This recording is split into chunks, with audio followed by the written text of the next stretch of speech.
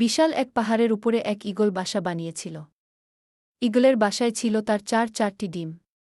প্রতিদিন সকালে সে এগুলো রেখে খাবারের খোঁজে উড়ে যেত।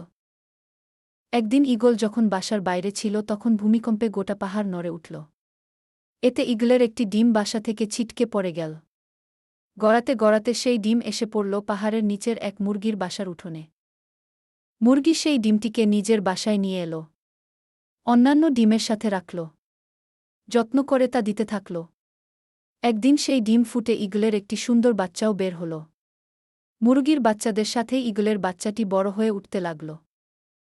কিন্তু সে ভেতর থেকে যে সবসময় অন্য কিছু অনুভব করত।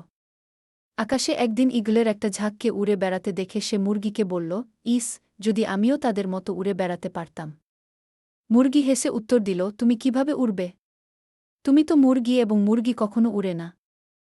ঈগল মাঝে মাঝেই তার স্বগোত্রীয়দের উড়ে বেড়াতে দেখত এবং স্বপ্ন দেখত সেও তাদের মতোই উড়ে বেড়াবে। কিন্তু প্রতিবার সে তার স্বপ্নের কথা জানালে মুরগি বলত যে এটা একেবারেই অসম্ভব।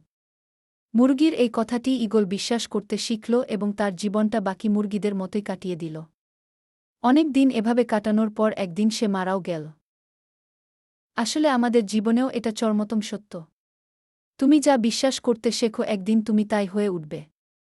তাই তুমি যদি ঈগলের মতো উড়ার স্বপ্ন দেখো, তবে সেই স্বপ্নকেই অনুসরণ করো। মুরগির কথায় কান দিতে যেও না।